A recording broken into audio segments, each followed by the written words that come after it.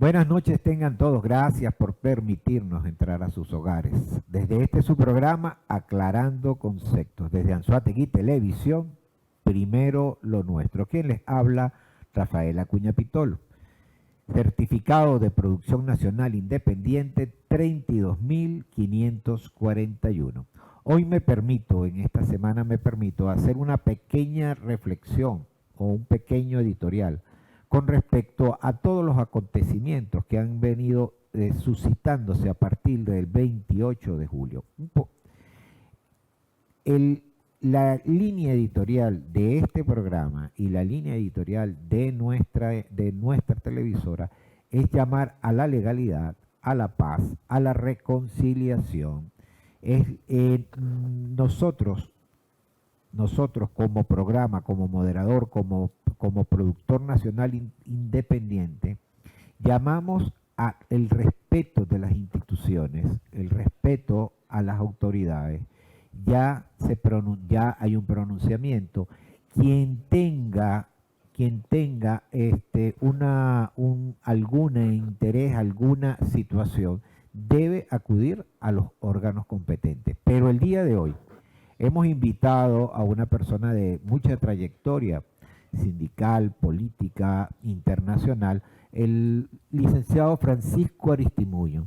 Bienvenido, licenciado. Vamos a conversar un poco sobre todos estos acontecimientos, el evento como tal, que ha sido las elecciones del 28, y el post-evento.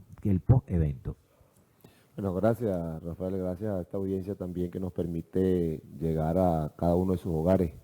Bueno, lo primero que hay que decir es que el país logró la meta, logró la paz, logró el hecho, logró lo que debía hacer y lo que se planteó. Eso en primera. Si aquí hay algún ganador, es el pueblo venezolano. Sí. Si aquí hay algo que resaltar, es la decisión del pueblo venezolano de acudir a consagrar su derecho como lo hicimos el 28 de julio pasado. Sí, entendiendo que nuestra Constitución es muy clara en el artículo 5 que la soberanía reside en el pueblo y se ejerce solo mediante el voto.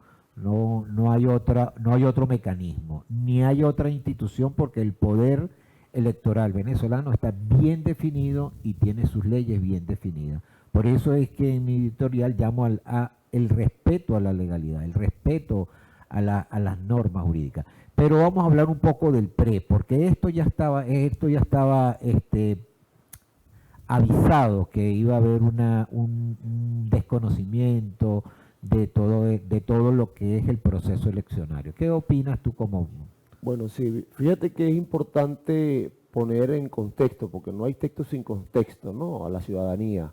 Y que en esto quiero ser muy responsable, muy serio.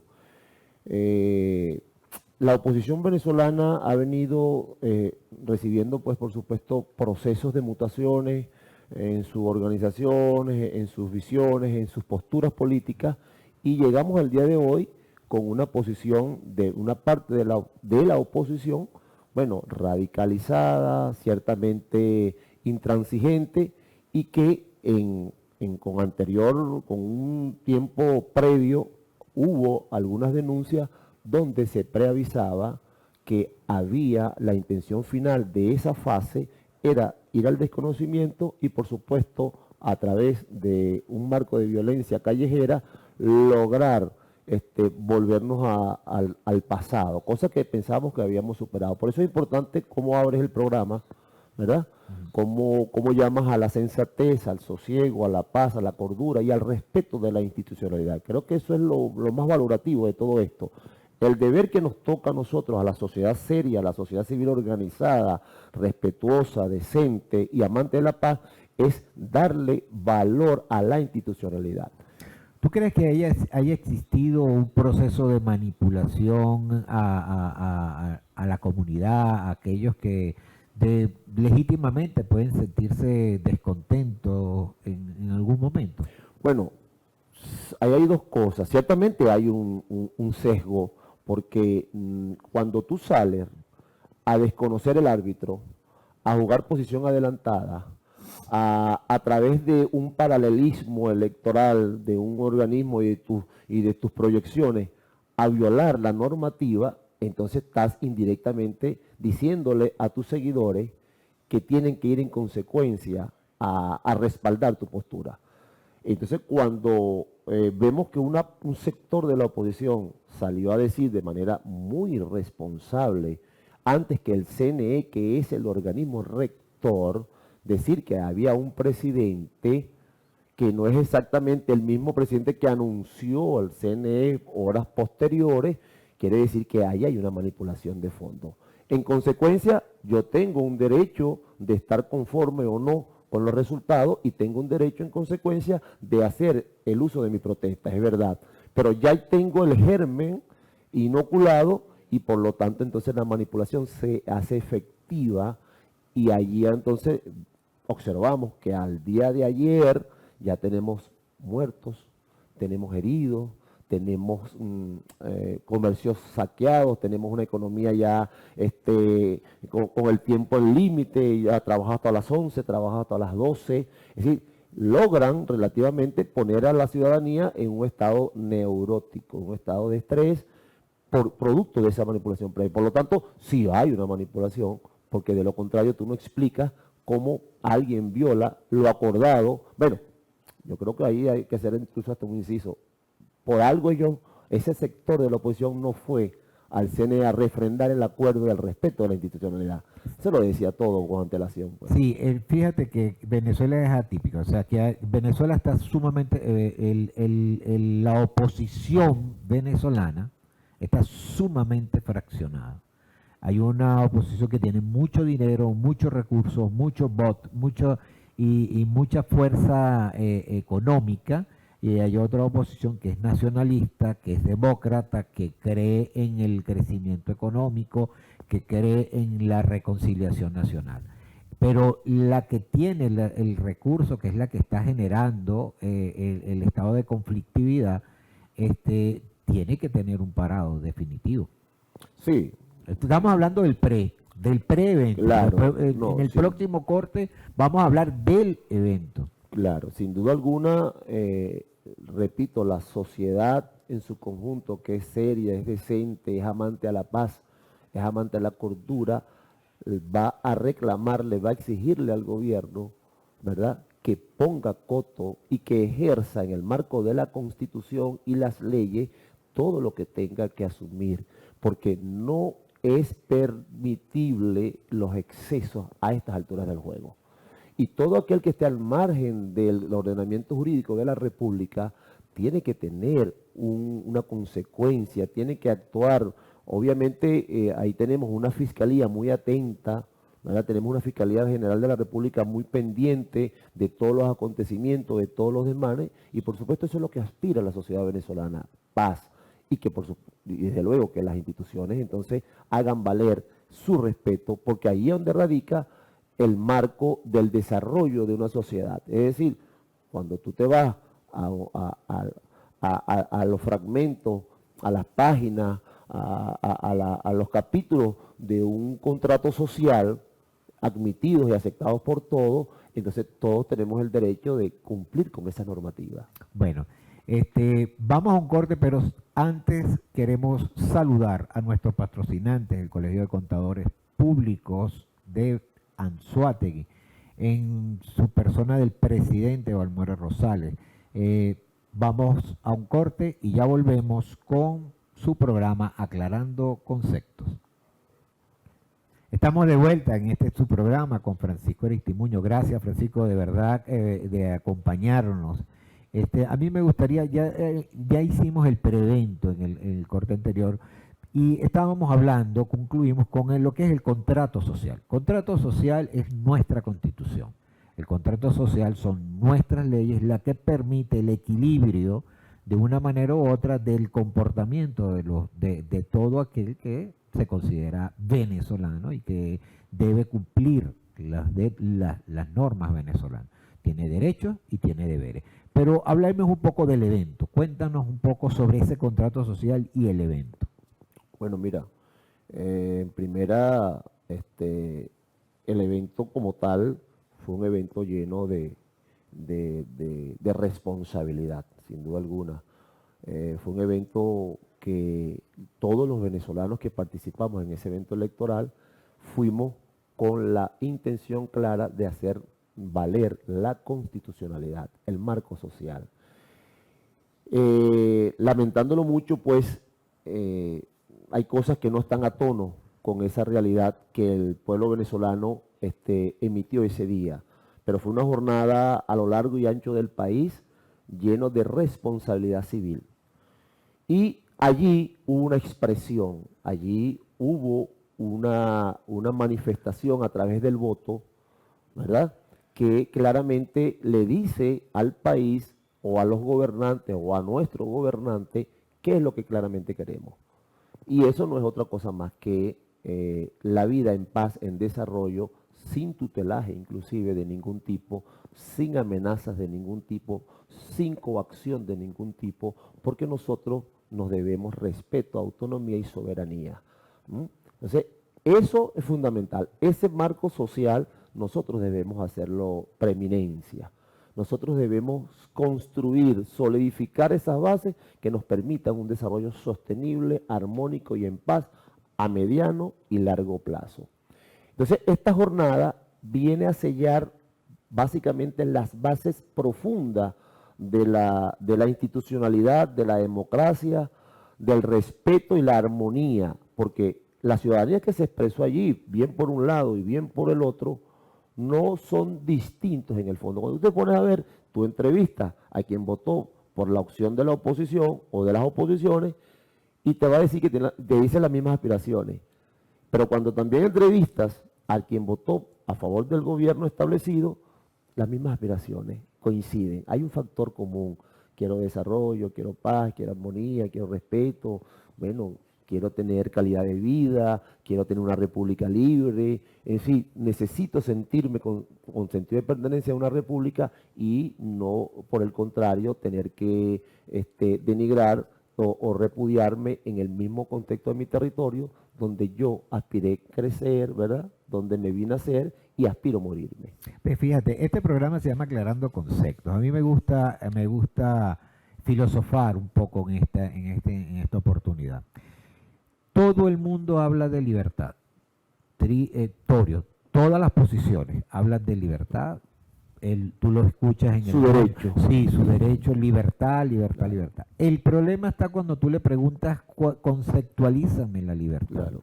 Cuando tú le dices, conceptualízame la libertad, se le pegan los porque lo que de una manera u otra, vamos a decirlo, y lo voy a decir de una manera grotesca, han prostituido el carácter de libertad.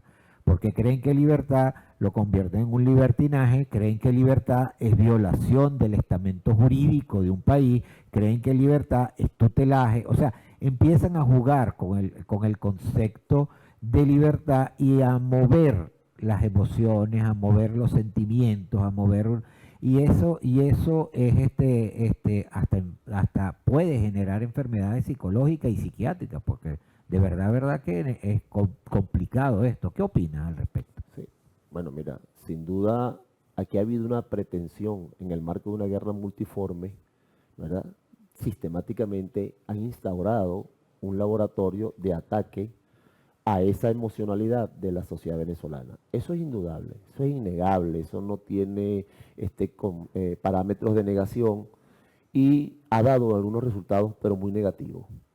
Ha derivado en situaciones, en periodos a veces prolongados, de mucha neurosis, de mucho desasosiego, de mucho nervio, pero eso tiene una agenda, eso tiene un porqué, eso ha tenido un motivo y bueno, lamentándolo mucho, han comprado parte de la sociedad venezolana en su momento ese tipo de agenda. ¿Tú crees que debería ser en materia de estudio de salud y ir generando los procesos de sanidad social, psicológica, ¿verdad?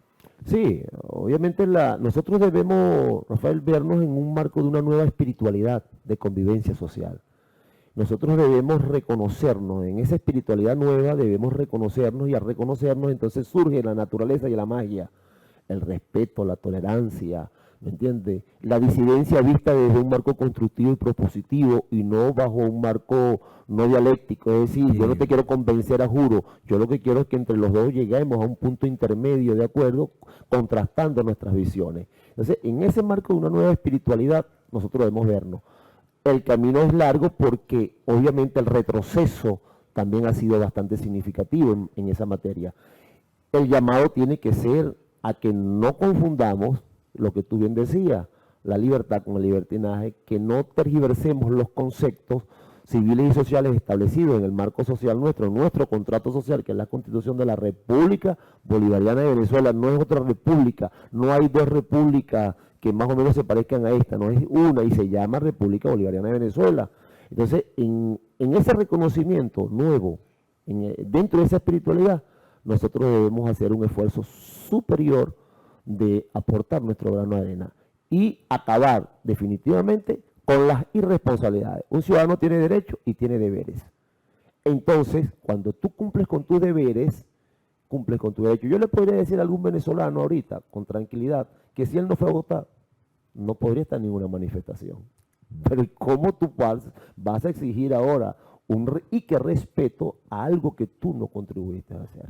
Entonces tienen mucho más razón los que votaron y de alguna forma entonces cumplieron con su deber y ahora hoy pudiesen estar exigiendo su derecho. Pero ese derecho tiene un techo y tiene una normativa que todos aceptamos en colectivo. Claro. No puedes trancarme la vía sobre mi derecho de libre tránsito.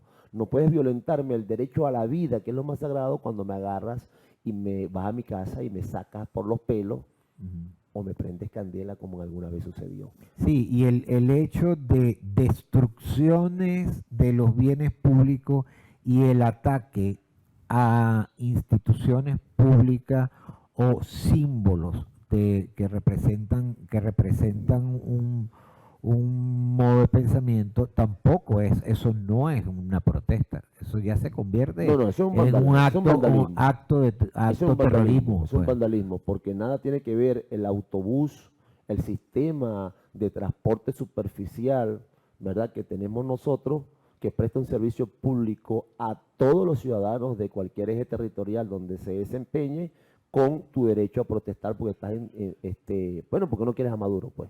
Claro. No, eso no tiene nada que ver. No tiene nada que ver el centro hospitalario, el centro de educación, con tu derecho a estar inconforme con un resultado electoral contra el gobierno. Esas son dos cosas muy distintas.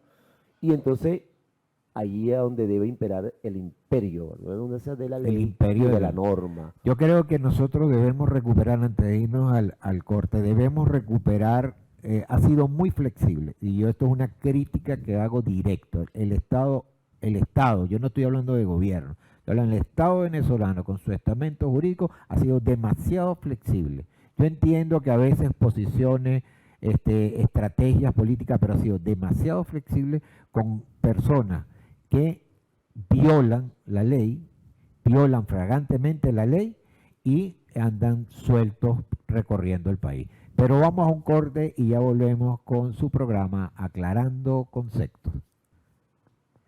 Estamos de vuelta en su programa Aclarando Conceptos con un invitado de lujo, Francisco Aristimuño, ¿verdad? Que ha sido representante a nivel sindical en diferentes países, ¿no?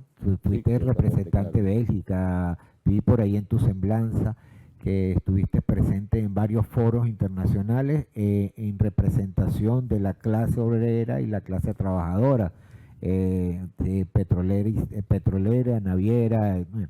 Te felicito por eso, de verdad, es una gran experiencia en el ámbito, pues, político y social.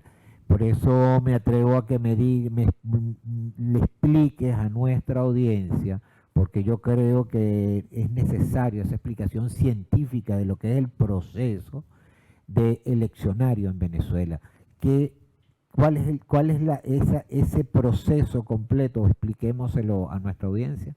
Interesante la premisa que pone de manifiesto, Rafael, porque más allá de mi interés, más allá de tu emoción, más allá del interés de cada uno de los ciudadanos, está la razón con carácter científico. Ok. Okay. Hay una razón científica que se superpone a cualquier otro interés, de cualquier tipo, emocional, etcétera, etcétera. ¿Y cuál es eso? Bueno, cuando tú extiendes, sabes y puedes asumir que el proceso electoral nuestro, en primera instancia, es absolutamente automatizado. Okay. Eso es una verdad aquí en la China. Nadie puede decir lo contrario porque está bravo, porque está contento, porque lo soñó. Entonces, el proceso, el software del proceso del voto, del escrutinio y de la totalización de ese mismo evento es absolutamente automatizado. Eso trae como consecuencia que, por ejemplo, por eso que cuando tú estás en el proceso del voto, la máquina te da un papel para que tú inclusive puedas constatar en situ y en caliente que está perfectamente coherente con tu intención de voto. Posteriormente a eso, el sistema, cuando va a arrojar la totalización, se hace en el marco de unos veedores que son naturales, porque cada partido y cada organización política tiene un representante que nosotros conocemos como testigo. Y una vez que se hace un proceso de totalización de esa mesa, emite lo que llaman popularmente un chorizo, pero ese chorizo está respaldado por un código específico que genera esa máquina. Ese es un carácter científico, nadie puede decir lo contrario. Y si tú tienes unos testigos diversos, generalizados, que avalan ese chorizo con ese código, con ese número, ¿verdad? Posteriormente eso va a una caja. Pero es que hay un detalle muy básico. Esa caja, cuando tú le pones el precinto de seguridad, es casi imposible que tú lo arranques sin que dejes una huella. El carácter científico de nuestro proceso electoral te dice que no hay forma ni manera que una vez que nosotros se apague la máquina electoral de ese centro, tú puedas volverla a prender y te dé coherentemente lo que ya con anticipación está verificado. Es decir, ese código, ese chorizo, esos números, esa totalización, esa máquina después que tú la apagas, encendiéndola, no te va a dar los mismos resultados. Entonces, eso es un hecho científico. El hecho científico que el Consejo Electoral, una vez que va al proceso de totalización, entonces empieza un proceso de verificación estadístico. Las normas internacionales te dicen que la estadística al voleo soporta el 3% del 100% establecido. Nosotros arrancamos desde los inicios con el presidente Chávez, siempre con el 51% de auditoría. Es decir, más que suficiente para corroborar la legitimidad de los resultados que están allí.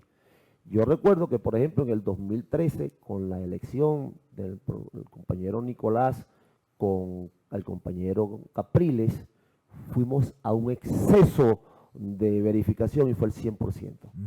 O sea, no hay forma ni manera que esto no sea comprobable, verificable y por supuesto debe que ser. Entonces, ese es el hecho científico de un proceso nuestro, totalmente automatizado, totalmente resguardado, totalmente supervisado, antes, durante y después. Hay algo, Francisco, que la oposición, esta oposición radical, porque no me gusta meterlos todos en un mismo saco, sin duda, porque de verdad que yo estoy muy contento porque en Venezuela existe una oposición nacionalista, una oposición que crea en el país y que desde su trinchera tiene que generar una discusión de muchas cosas que hay que corregir.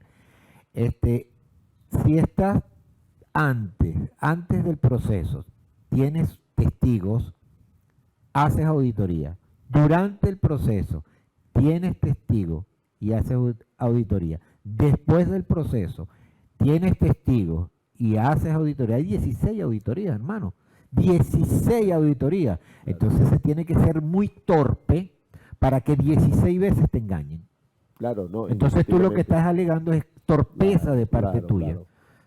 Porque incluso, y disculpa la interrupción, es contradictorio que yo mande a mi veedor y mi veedor una y 1000 veces más se venda con el enemigo. Es imposible. Es una torpeza. Entonces, el problema está, hermano, definitivamente en que seamos sinceros, honestos y muy responsables al momento de asumir las cosas. Es decir, aquí un sector de la oposición aceptó una regla del juego, pero inmediatamente haberla aceptado, dijo que el juego no le gustaba su resultado, que no iba a reconocer al árbitro, que era un fraude, inmediatamente, o sea, una cosa contra natura. Y querían poner una cuestión paralela, que ellos Sí, querían no, una no, no. cuestión de acta mataboto. Eso Una no funciona cosa de esa manera. fuera que hoy el CNE está en sus márgenes, en sus lapsos de actuaciones específicas, como lo legales, manda sí. la ley, entre sus 48 y 72 horas, en sus 30 días hábiles para publicar los procesos, los resultados electorales, etcétera, etcétera, etcétera.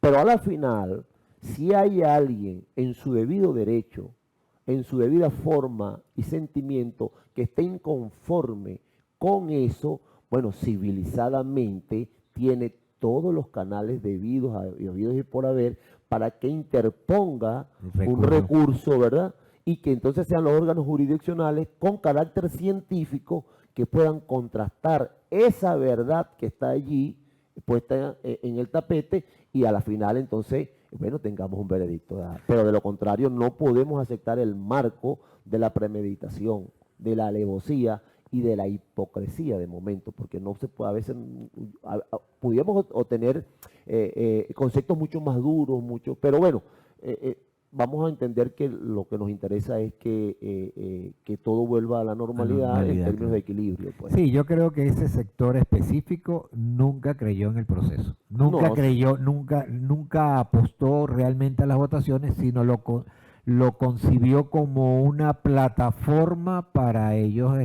activar un plan de... Rafael, si me lo preguntas a mí, yo tengo claro desde el principio cuál fue el plan de ese sector, de esa oposición. Sí, pero eso lo vamos a ver en el próximo corte.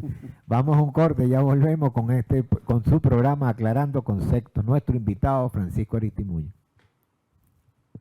Estamos de vuelta. Aristimuño, yo quisiera que en este corte conclusivo vamos a darle una conclusión, un cierre. ¿Cómo ves tú como político, como formador también, cómo ves tú este proceso? ¿Qué nos enseña este proceso?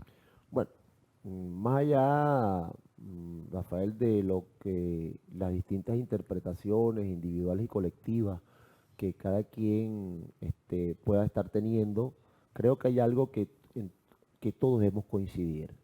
¿Coincidir en qué? En lo que decíamos al principio. Bueno, recuperamos la armonía, recuperamos la paz, recuperamos el sosiego, recuperamos la reinstitucionalización, implantamos la autoridad en el marco legal de la preeminencia, de los respetos de derechos fundamentales de cada ciudadano, ¿verdad? Y ponemos en orden el ejercicio de la dinámica de la ciudadanía del día a día.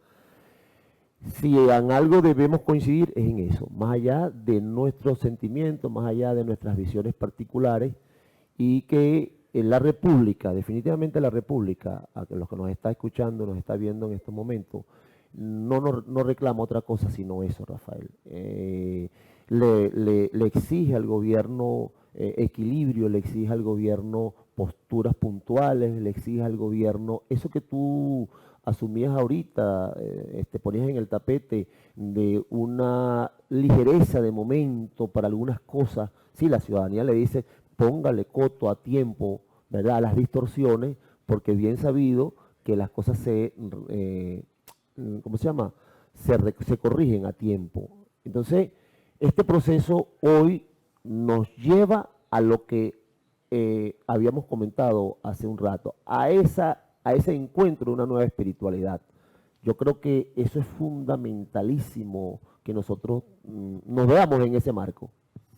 Una pregunta conclusiva. ¿Estamos entregando un cheque en blanco al gobierno? Interesantísimo la premisa. Si nosotros comparamos, Rafael, los dos polos expresados en el proceso del 28 de julio pasado, vamos a tener una expresión de un voto que vino tejiéndose, que vino desarrollándose, que vino formándose con una preintención por parte de un sector de la oposición, ¿verdad? Pero, y si por el otro lado, cuando tú observas el voto que fue a favor del gobierno de manera mayoritaria, ese voto primero apostó por la paz, sin duda alguna. Le dijo, presidente, estoy contigo por la paz. Porque si algo hay que reconocerle a Nicolás Maduro Moro, es que en primera no nos metió en un proceso de guerra para transitar este periodo complejo de la cual le ha tocado, y segundo, con los pocos recursos económicos que nos ha permitido poder acumular, ha tenido que gobernar con esa carencia. Entonces, ese voto le dijo al presidente Nicolás Maduro, te acompaño por la paz. Pero no es un cheque en blanco, visto así en términos lineales, porque yo te estoy también diciendo, presidente Nicolás Maduro, reconoce que hay cosas que corregir, presidente Nicolás Maduro, hay cosas que debemos poner en orden, presidente Nicolás Maduro, tienes que profundizar en el tema organizativo del estamento civil, porque hay cosas distorsionadas que nosotros, pero lo queremos hacer en paz, pero lo queremos hacer contigo inclusive. Pues. Creo que estos dos polos que se expresaron allí están debidamente identificados, y por eso a la final se impone la paz, se impone el amor y se impone la cordura. Sí, yo creo firmemente que esta es una gran oportunidad para Venezuela. Venimos de un crecimiento económico sostenido, de una inclusión y unas conversaciones interesantes con todo lo que es la parte económica. Están los polos de desarrollo económico como son las zonas especiales, zonas económicas especiales. Está la reinversión en todo lo que es el ámbito petrolero y, por supuesto, y me atrevo a decir lo siguiente, que el feroz ataque después de las elecciones no tiene nada que ver con el que esté gobernando, sino porque hay unos compromisos que esta ultraderecha adquirió con las grandes transnacionales y con los grandes focos de capital. Entonces, aquí debemos llamar a la reflexión a todos aquellos que de una u otra manera se sienten vulnerados por los resultados reales, jurídicos, ciertos de la elección, que deben reflexionar de que no deben ser utilizados como una carne de cañón. Sí, Esa es una reflexión que me permito.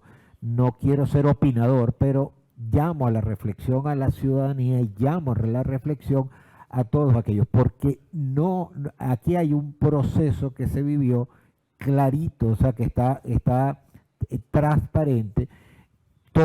Casi todas, casi 900 veedores, porque aquí nosotros no tenemos observadores ni tutores, sino veedores, emitieron su veredicto. Y su veredicto es que las elecciones son transparentes. Un mensaje conclusivo, Francisco, de verdad. Bueno, Rafael, ciudadanía entera, país entero, no nos debemos llevar por falsas expectativas, por irracionalidad, por una emocionalidad muy subjetiva. Logremos buscar el marco de los contrastes, de la lógica, porque en esa forma nosotros vamos a tener una mejor república. Sí, bueno, muchísimas gracias, Francisco. Gracias a ti, de verdad gracias que a para ustedes. mí ha sido un placer tenerte aquí El mío es doble. y es interesante conversar con personas que realmente conocen el ámbito político sin introducir la emocionalidad porque yo creo que se ha inoculado que tenemos que extirparlo, que es un odio irracional hacia el propio hermano y ser humano, y eso hay que erradicarlo. Colectiva. Porque es una tarea colectiva, porque debemos acordarnos que como lo digo en todos mis programas, para hacer el bien nosotros no necesitamos ley. Nosotros lo que necesitamos es siempre ver al prójimo y amar al prójimo como a nosotros mismos. No utilicemos los símbolos, las simbologías de las religiones, aquellos religiosos, para manipular una tendencia o no. Creo firmemente que Jesucristo tiene la mirada puesta en este país. Pero bueno, hemos llegado al final de su programa Aclarando Conceptos, pero antes que todo debemos ir a hechos contables.